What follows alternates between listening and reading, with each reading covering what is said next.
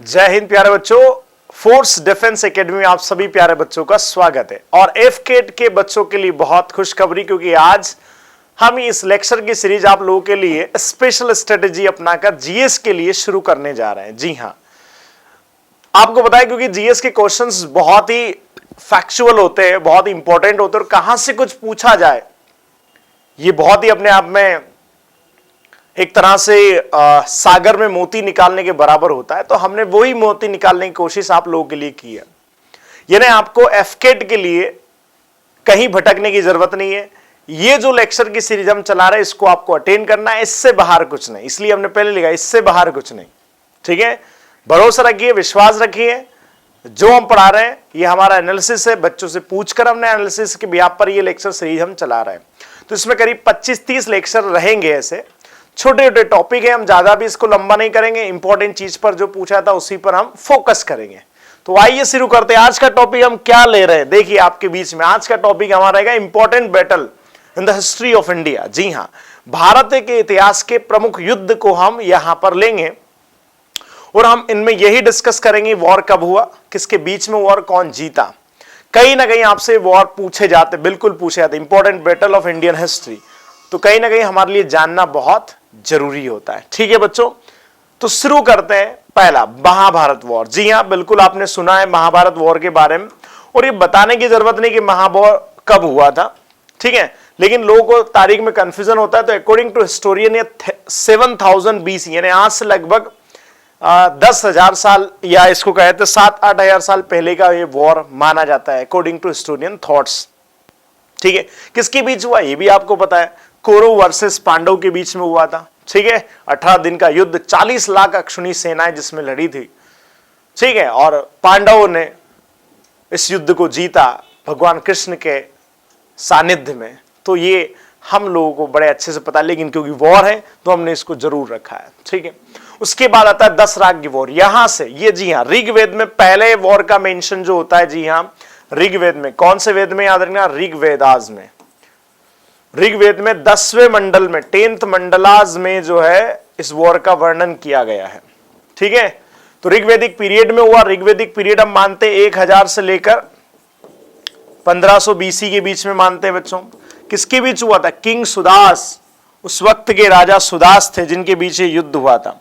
राजा Sudas versus 10 राजाओं का समूह था जो इस युद्ध को लीड कर रहा था। ठीक है, और बच्चों इसमें बड़ी महत्वपूर्ण चीज ये है कि राजा सुदास जी वो है जिनके नाम पर, मतलब जिनके पिता भरत थे, जिनके नाम पर इस देश का नाम भारत पड़ा। इन्होंने 10 राजाओं के कबीले को हराया था। लड़ाई का कारण कुछ इतिहासकार पारुषी नदी यानी रावी नदी के जल के बंटवारे को भी मानते थे, और कुछ विश्वामित्र और वशिष्ठ की आपस में कुछ लड़ाइयों को भी मानते। इसमें 10 कबीले में से 5 आर्य थे और 5 अनार्य कबीले थे। राजा सुदास इस युद्ध को जीत गए थे। जी हां, इतिहास का और भी प्रसिद्ध युद्ध बैटल ऑफ हाइडेस्पेस। जी हां, इसके 2 नाम हो रहे। इसको झेलम नदी का युद्ध भी कहते हैं। क्या कहते हैं, झेलम। ये एक और नाम है, इसको वितस्ता भी कहते हैं। तो ये आपको याद रखना है, कंफ्यूजन नहीं होना है। अगर आपसे, क्योंकि हाइडेस्पेस इसलिए बोलते क्योंकि ग्रीक लोग, जो ग्रीक थे, क्योंकि अलेक्जेंडर और पोरस के बीच का युद्ध पड़े, तो ग्रीक लोगों ने झेलम नदी को हाइडेस्पेस लिखा था, इसलिए उसको बैटल ऑफ हाइडेस्पेस भी कहते हैं। हम इसको झेलम कहते हैं, और झेलम का पूरा नाम वितस्ता भी है। तो कंफ्यूजन मत होना। कब हुआ था, 326 BC में हुआ था, जब अलेक्जेंडर की सेना ने इंडिया पर अटैक किया था। और इसका पहला रिटालिएट किया था पंजाब के राजा पोरस ने। जी हां बच्चों, कहां के राजा थे, पंजाब के राजा पोरस थे। इतिहास में तो ऐसा लिखा है अलेक्जेंडर की जीत हुई, लेकिन वास्तव में अलेक्जेंडर यहां हार गया था और उसको वापस लौटना पड़ा था। ठीक है, राजा अंबी के साथ देने के बाद भी। उसके बाद शुरू होती सेल्यूसिड एंड मौर्यन वॉर। जी हां, सेल्यूसिड यानी आपको पता है कि सेल्यूकस निकेटर जो अलेक्जेंडर का सेनापति था, जो इंडो बैक्ट्रियन रीजन पर रूल करता था, ईरान, अफगानिस्तान के कुछ ऊपर के हिस्से पर। 305 में चंद्रगुप्त मौर्य ने अपने 5 लाख फौज को लेकर नॉर्थ वेस्ट फ्रंटियर पर चढ़ाई की, और आपको पता है कि चंद्रगुप्त ये वॉर जीत गए थे और सेल्यूकस निकेटर हार गया था। सेल्यूकस निकेटर्स ने अपनी बेटी का विवाह चंद्रगुप्त मौर्य के साथ किया। ये पहला इंटरनेशनल मैट्रिमोनियल अलायंस रहा, याद रखिए बच्चों। ठीक है, तो चंद्रगुप्त इस युद्ध में जीत जाते हैं और अपने ससुर जी को वो फिर क्या करते हैं, 500 हाथी गिफ्ट में देते, लेकिन डाउरी में इसके बदले वो पूरा गांधार अफगानिस्तान के सारे इलाके ले लेते। और अखंड भारत के, जिसको कहते हैं कि फिर पहले जो 16 महाजनपदों का एक सम्राट जो बना वो कौन बने बच्चों? चंद्रगुप्त मौर्य बने। ठीक है, कलिंग वॉर। जी हाँ, कलिंग वॉर इतिहास में बड़ा फेमस है। ये वही युद्ध है जिसने अशोक का जीवन बदल दिया था। 261 बीसी अपने कोरोनेशंस के बाद, उनका कोरोनेशन 268 में हो गया था, तो उसके 8वें वर्ष में इन्होंने अटैक कर दिया था। राजा अशोक ने अटैक किया था कलिंग प्रांत पर। जी हां, कलिंग जो उड़ीसा है, और वहां के राजा थे महापद्मानंदा, या महापद्मनाभा कहते हैं। इन्होंने युद्ध में, और आपको पता बड़ा भयंकर युद्ध, भीषण मैसकेयर हुआ था यहाँ पे पूरा। कई लोग, 1 से 1.5 लाख लोग मारे गए थे, घायल हुए। फिर कहते हैं यही टर्निंग पॉइंट था अशोक की लाइफ में, कि अशोक का जीवन बदल गया यहां से। तो याद रखना, कलिंग वॉर बड़ा फेमस था। उसके बाद आता बैटल ऑफ वेनी। जी हाँ, अब ये चीजें देखो, ये कुछ तो नाम आपने सुनो, लेकिन ये नाम आपने नहीं सुना। बैटल ऑफ वेनी कब लड़ा गया? संगम पीरियड। संगम पीरियड इतिहास में आपको पता है ना कब का है? चेरा, चोला, पांड्या, इन तीनों का इतिहास, अगर दक्षिण भारत का इतिहास सबसे पहले हमें किसी पुस्तकों में, इतिहास की बुकों में मिलता है तो संगम पीरियड की बुकों में मिलता है। और संगम एज की जो भाषा है वो तमिल भाषा है। आपको पता है कि इसमें चेरा, चोला, पांड्या, तो याद रखना है your Chola king, Pandya king और चेराओं के बीच में हुआ था, तीनों के बीच में युद्ध हुआ था। बैटल ऑफ वेनी, जिसमें बाद में जो चोला किंग है उस युद्ध में जीत गए थे बच्चों। ठीक है, नेक्स्ट बैटल ऑफ कोप्पम, ये भी आपको याद रखना। बैटल ऑफ कोप्पम 8 से 9 सेंचुरी एडी में लड़ा गया। बैटल ऑफ कोप्पम किसके बीच में लड़ा गया? चालुक्य किंग सोमेश्वर वर्सेस चोला किंग राजेंद्र चोल। जी हां, इस युद्ध में राजेंद्र चोल जीत गए थे, और चालुक्य किंग जो है सोमेश्वर, वो हार जाते इस युद्ध के अंदर। ठीक है बच्चों, तो ये भी याद रखना है। बैटल ऑफ कोप्पम किसके बीच में हुआ? चालुक्य वर्सेस चोला के बीच में हुआ। ठीक है, नेक्स्ट बैटल ऑफ मास्की। ठीक है ना, ये हुआ था 1019-1020 एडी में हुआ। एडी में याद रखना, चोला वर्सेस चालुक्य के बीच में होता है। किसके वर्सेस में होता है? चोला वर्सेस चालुक्य। उस समय चोला राज फर्स्ट के बेटे राजेंद्र प्रथम उस समय राज्य कर रहे थे, और ये बहुत बड़े एक्सपोनिस्ट रहे हैं। राजेंद्र फर्स्ट, याद रखना, ये राज के बेटे थे। इन्होंने इस युद्ध को जीत लिया था, और कहते कि पूरे चालुक्य रूलर्स को कंट्रोल किया था इन्होंने। अब आते हैं मेडिवल पीरियड। ये अभी तक तो हम एंशियंट में भी देख रहे थे, कुछ मेडिवल है। बैटल ऑफ तराइन, याद रखना, हिंदुस्तान के इतिहास में इस्लामिक रूलर से लड़ाइयां यहां हुई थी, और भी लड़ाइयां हुई। गजनी को कई वॉर में भी हराया है, लेकिन वो क्योंकि 17 बार कहते कि आया और जीत के चला, लेकिन वॉर तो बहुत हुए इस बीच में। लेकिन हम इतिहास के फेमस वॉर पर, बैटल ऑफ तराइन 1191। ठीक है, ऐसा कहते हैं कि पृथ्वीराज चौहान ने 17 युद्ध हरा है, लेकिन क्योंकि यहां पर ऐसा नहीं आता इतिहास में, तो पृथ्वीराज चौहान ने गोरी को क्या किया? डिफीट किया, डिफीटेड गोरी। ठीक है ना, चौहान इस युद्ध में जीत जाते हैं, और कहते हैं कि बहुत इंपॉर्टेंट बैटल था। लेकिन वहीं पर टर्निंग पॉइंट एक और आया था, बैटल ऑफ तराइन बच्चों, सेकंड, याद रखना। ये 1 साल बाद 1192 में हुआ, 1192 में हुआ। ये कहते हैं कि इसमें मोहम्मद गोरी ने चौहान को डिफीट कर। This was a turning point of Indian history. कहते हैं यहां से पूरा इतिहास हिंदुस्तान का बदल जाएगा। धोखा हुआ, राजा जयचंद ने भी कहते हैं कि धोखा किया इस युद्ध के अंदर, बहुत कुछ चीजें हुई, लेकिन इतिहास में हमारा 800 साल का इतिहास फिर बदल जाएगा। तो याद रखिए 1192 battle of Tarain second. Next बच्चों आता है बैटल ऑफ तराइन थर्ड। अधिकतर बच्चे फर्स्ट और सेकेंड के बारे में जानते, लेकिन तराइन थर्ड वॉर के बारे में नहीं जानते। ये हुआ था 1215-17 के बीच में ये युद्ध हुआ, और ये युद्ध किसके बीच में हुआ? इल्तुतमिश, जो उस समय गुलाम वंश का शासक था। याद रखना कौन था? ये स्लेव डायनेस्टी का रूलर था ये, और यल्दोज जो इसका कमांडर था, जलालुद्दीन फिरोज यल्दोज इसका नाम था। इसको हराया था इस युद्ध के अंदर। ठीक है, और अपनी पोजीशन को इसने स्ट्रॉन्ग किया था, किसने? इल्तुतमिश ने। तो याद रखिए आप। उसके बाद आता है फर्स्ट बैटल ऑफ पानीपत। जी हां, पानीपत की लड़ाइयां इतिहास में बड़ी प्रसिद्ध रही है। पहला पानीपत 1526 में हुआ। किसके बीच में? बाबर डिफीटेड इब्राहिम लोदी, मुगल डायनेस्टी का फाउंडर चंग तुर्क बाबर दिल्ली के अंतिम सुल्तान इब्राहिम लोदी को डिफीट करता है और यहां से मुगल सल्तनत या मुगल बादशाही शुरू हो जाती इंडिया में। उसके बाद बैटल ऑफ खानवा 1527। इस युद्ध के पहले बाबर हार चुका था बयाना के युद्ध में, याद रखिए। इसके पहले 2 महीने, ये मार्च में होता है और बयाना फरवरी में हुआ था। उस युद्ध में हार चुका था बाबर, लेकिन बाद में उसने जिहाद का नारा दिया, बैटल ऑफ खानवा लड़ा। किसके बीच में? बाबर वर्सेस राणा सांगा। राणा सांगा इस युद्ध में बहादुरी से लड़े, लेकिन बाबर उनको पकड़ नहीं पाया, कुछ नहीं कर पाया। बाद में फिर इनकी एज ज्यादा थी, इनको युद्ध का बड़ा ही वो था, तो उनके लेते कि उन्हीं के सामंतों ने फिर उनको जहर दे दिया, लेकिन बाबर ने इनको कोई युद्ध में नहीं हराया।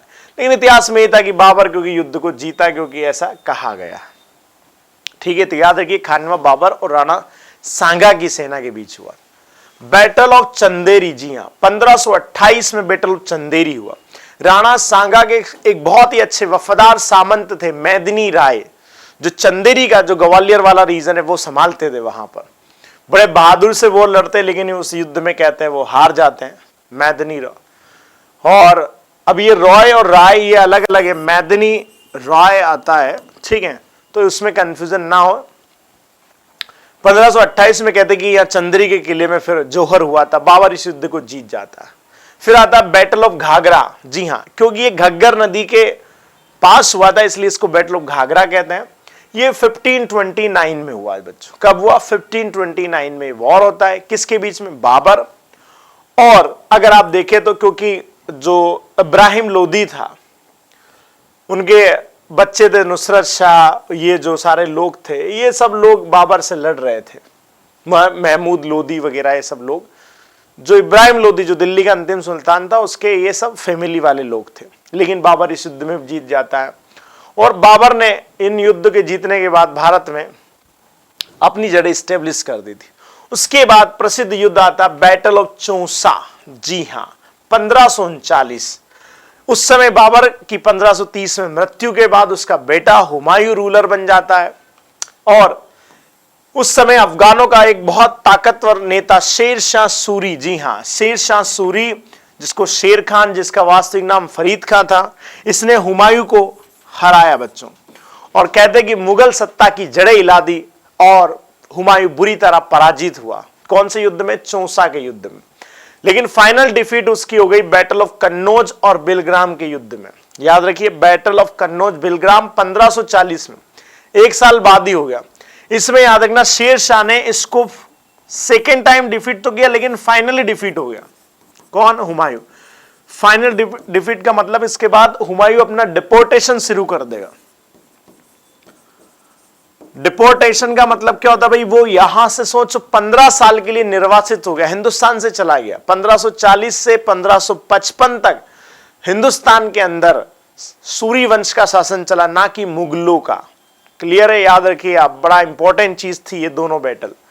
इसके बाद आते हैं बैटल ऑफ पानीपत। अब हम छोटे छोटे वॉर बहुत सारे हटा रहे हैं क्योंकि हम इंपॉर्टेंट बैटल की चर्चा कर रहे हैं सिर्फ, ठीक है। सेकेंड बैटल ऑफ पानीपत, ये इतिहास में लड़ा गया 1556 में। जी हां, पानीपत का पहला युद्ध 1526 में लड़ा गया और ये अकबर डिफीटेड हेमू। वास्तव में अकबर की उम्र उस समय 13 साल और 8 महीने की उम्र थी, याद रखना 13 ईयर 8 मंथ इसकी एज थी उस समय।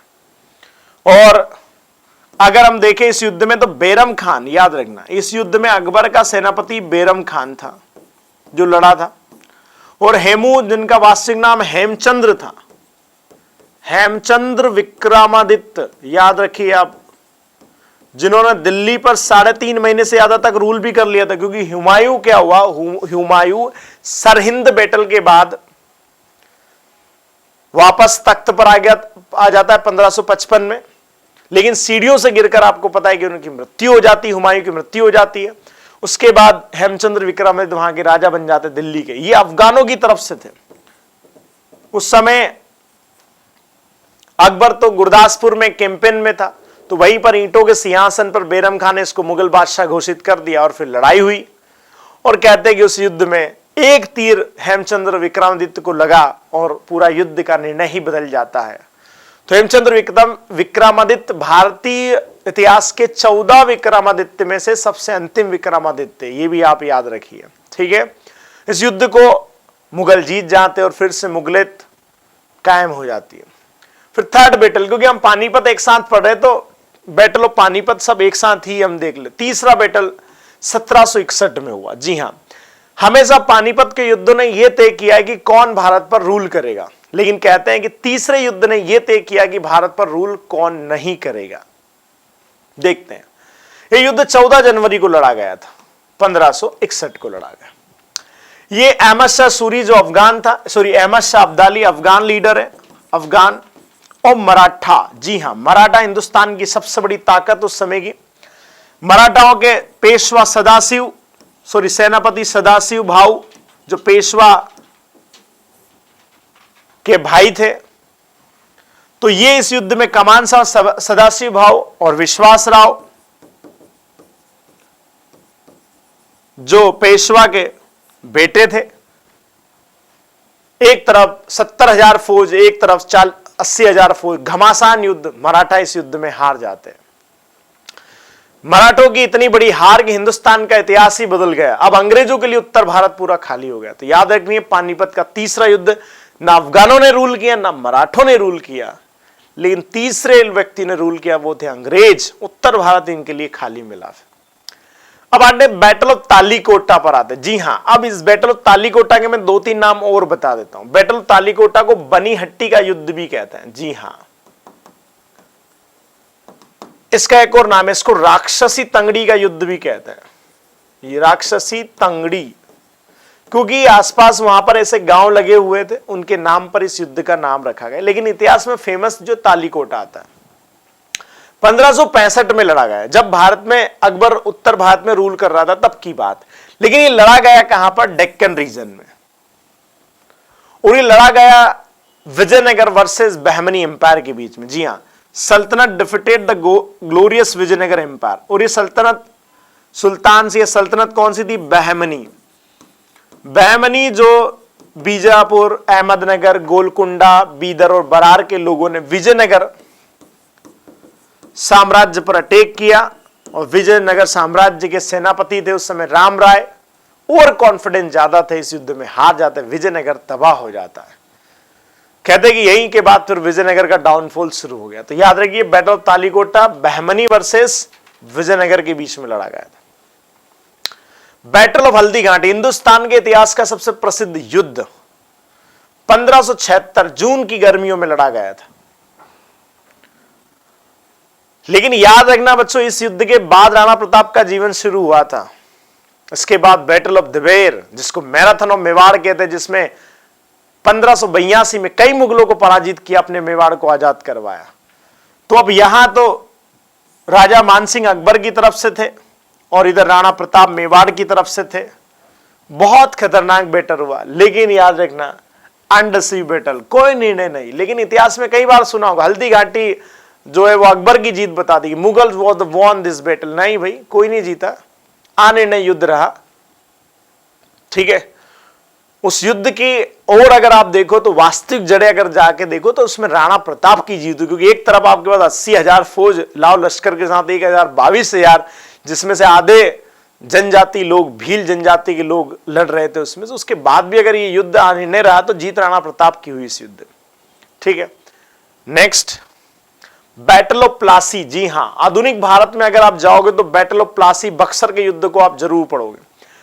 1757 में लड़ा गया। British defeated Siraj-ud-Daulah. जी हां, सिराजुद्दौला बंगाल के नवाब, आपको पता ब्लैक होल इंसिडेंट के बाद की लड़ाई, with the help of Mir Jafar. ये मीर जाफर जो था सिराजुद्दौला का सेनापति था, युद्ध के अंदर आता ही नहीं है और रॉबर्ट क्लाइव को साथ दे देता है। तो battle laid the foundation of British empire in India. जी हां, रॉबर्ट क्लाइव अंग्रेजों के उस समय कमांडर हुआ करते थे।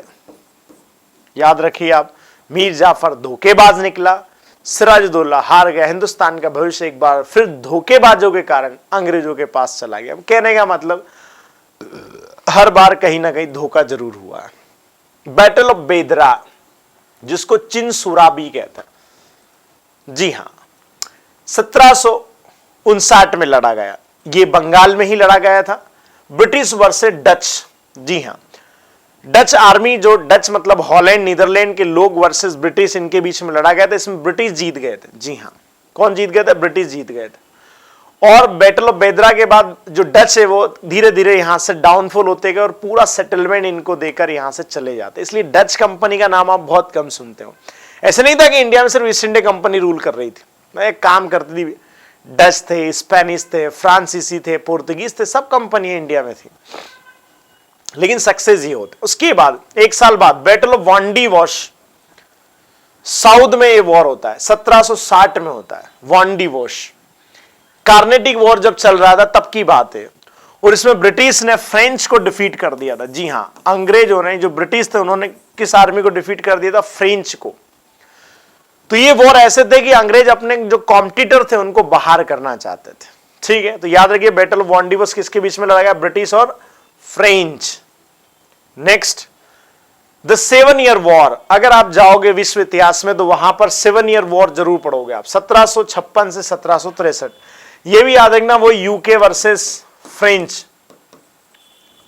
और उसी समय इंडिया में कार्नेटिक वॉर भी चल रहे थे।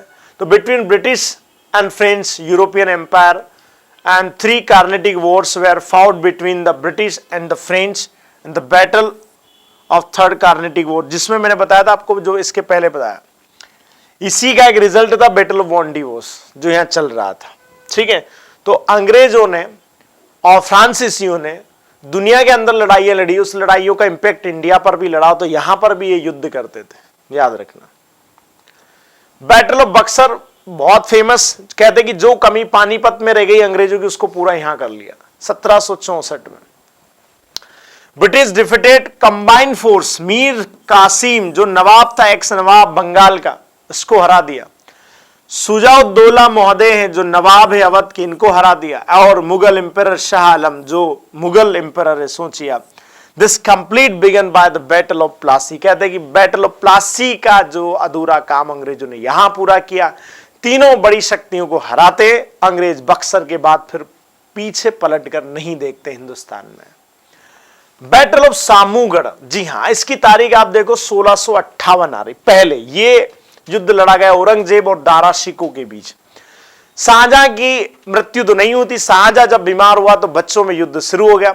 शाहजहां का सबसे बड़ा बेटा दारा शिकोह जो राजा बनने वाला था, लेकिन औरंगजेब चाहता था मैं राजा बनूं, तो यहीं पर battle of Samugarh, battle of Devaraya, ये सारे युद्ध, धर्मट का युद्ध, ये सारे युद्ध कंटिन्यू होते हैं। तो याद रखिए, यहां पे मैं धर्मट युद्ध भी बता देता हूं आपको, है वो भी 1658 में हुआ था, वो भी औरंगजेब और दारा शिकोह के बीच हुआ था। उसके बाद बैटल ऑफ देवराई,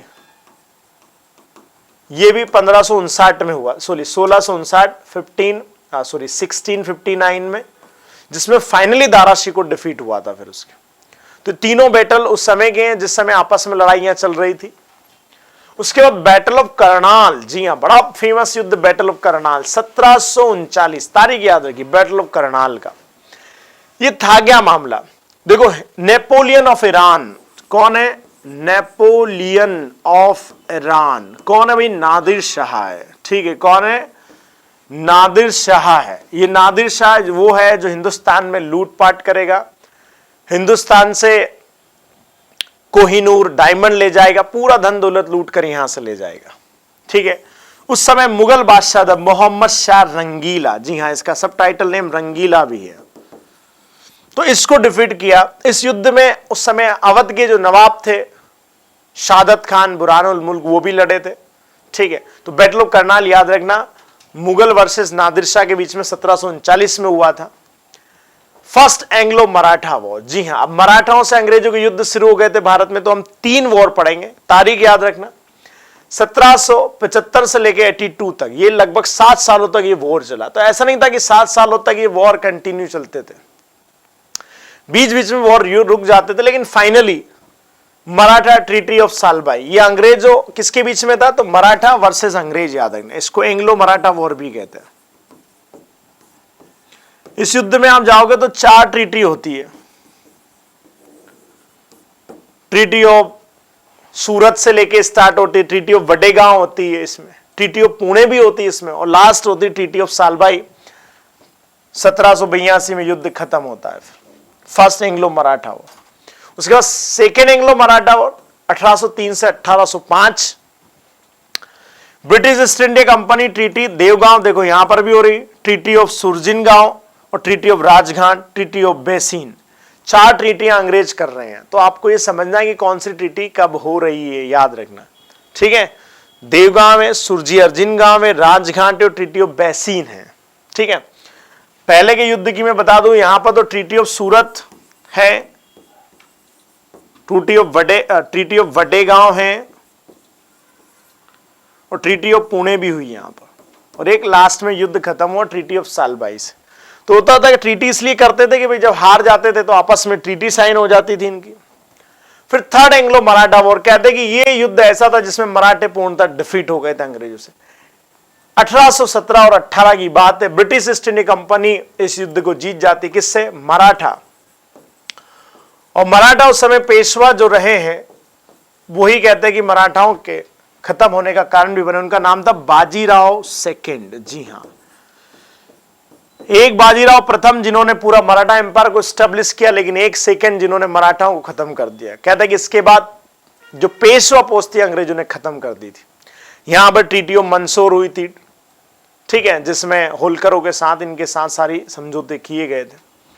अब आते हैं मैसूर के साथ। मैसूर के साथ अंग्रेजों को 4 युद्ध लड़ना पड़े थे। फर्स्ट एंग्लो मैसूर वॉर की तारीख है, ये तारीख यहां पर जो है ये 64 है, याद रखना, ठीक है ना। और ये ट्रीटी ऑफ मद्रास से युद्ध समाप्त हुआ फिर, याद रखना, जिसमें याद रखना थे कौन? हैदर अली इस युद्ध को लड़ रहे थे, ठीक है ना। हैदर अली और मद्रास के गवर्नर जनरल साहब थे यहां पर, ठीक है। फर्स्ट एंग्लो मैसूर वॉर जिसमें मैसूर की जीत हुई थी।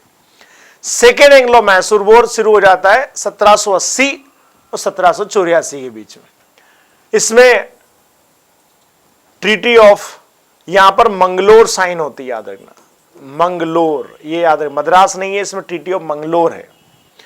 अब याद ये रखना इन चीजों में कि इस युद्ध के अंदर जो हुआ था, अब जैसे और भी बहुत सारी डिटेल्स अगर जाएंगे तो बहुत टाइम लग जाएगा। इसमें हैदर अली जो लड़ रहे थे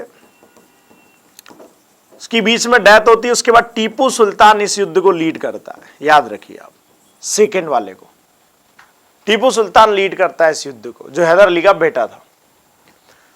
उसके बाद देखो यहां ट्रीटी ऑफ मंगलोर वही है जो मैंने बताया। अब आता है थर्ड एंग्लो मैसूर वॉर 1790 से 1792, ट्रीटी ऑफ श्रीरंगपट्टनम। तो यहां तीसरे के समय भी टीपू सुल्तान था। टीपू सुल्तान अपनी विशेष सेना को यहां बढ़ा रहा था। अंग्रेजों की तरफ से लॉर्ड कॉर्नवालिस हुआ करते थे, और कॉर्नवालिस ने अपनी डिप्लोमेसी से मराठा और निजाम को अपनी तरफ कर लिया था। तो तीनों की सेनाओं ने मिलकर टीपू सुल्तान को इस युद्ध में हरा देते हैं। और ट्रीटी ऑफ श्रीरंगपट्टनम एक ऐसी ट्रीटी है, याद रखिए आप, जो ये बताती है, ट्रीटी ऑफ श्रीरंगपट्टनम, जिसमें उन्होंने बहुत ज्यादा ही ऐसी संधि की जिसके कारण टीपू सुल्तान की पूरी रियासत बहुत कमजोर पड़ गई। वॉर इंडेमनिटी बहुत ज्यादा डाल दी थी उनके ऊपर, लगभग 2.5-3 करोड़ रुपए। चौथा एंग्लो मैसूर वॉर, फिर टीपू सुल्तान ने कहा भाई ऐसी संधि से तो मरना ही बेहतर है, तो लड़ा जाए। तो कहते कुछ समय बाद 1799 में चौथा युद्ध हुआ।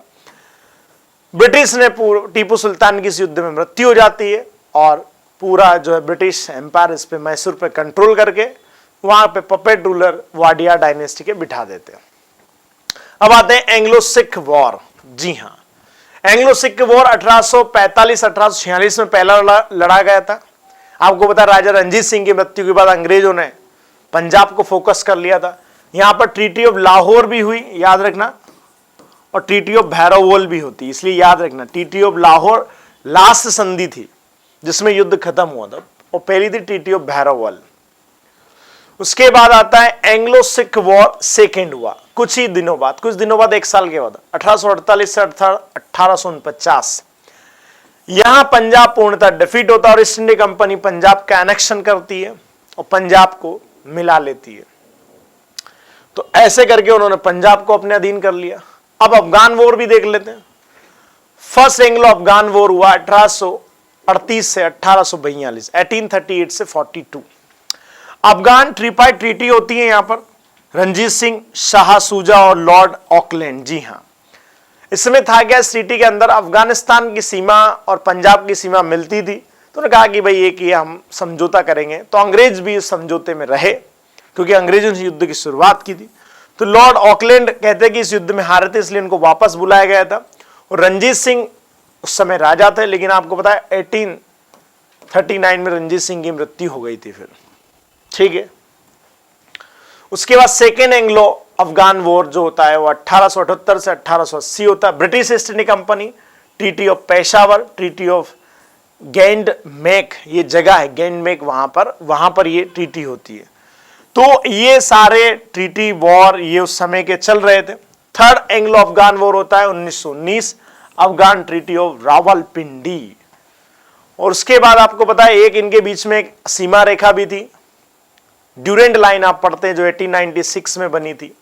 ठीक है, उसके बाद अगर हम वॉर की और संख्या देखें तो वर्ल्ड वॉर फर्स्ट 1914 से लेकर 1918 तक चला था। वर्ल्ड वॉर फर्स्ट जो कहते हैं कि 28 जुलाई से शुरू हुआ था 1914 और 11 नवंबर 1918 को खत्म हुआ था। 4 साल युद्ध चला है।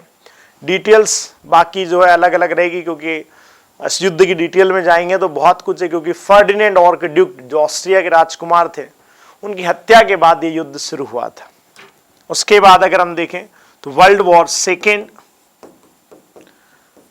1939 से 1945 हिटलर ने पोलैंड पर अटैक किया और विश्व युद्ध शुरू हो जाता। 6 साल दुनिया में बहुत तहलका मचा, लेकिन यह युद्ध हिटलर की मृत्यु भी होती है बाद में, और जापान हिरोशिमा नागासाकी पर बम गिराए जाते और युद्ध की समाप्ति होती है। तो ये हमने देखे महत्वपूर्ण सारे युद्ध, बैटल इंडियन हिस्ट्री के, वो बैटल जो आपके एग्जाम में पूछे जाएंगे, वो बैटल इनके बाहर क्वेश्चन बैटल से नहीं पूछे जाएंगे। तो आप एफकेट के बच्चे ज्यादा से ज्यादा शेयर करें इन चीजों को और बने रहिए। आपको अगर लगता है कि सर ये टॉपिक भी हमारी एग्जाम में आता है, वो भी आप कमेंट करके बताइए, हम उस पर भी लेक्चर बनाएंगे। जय हिंद बच्चों, वंदे मातरम।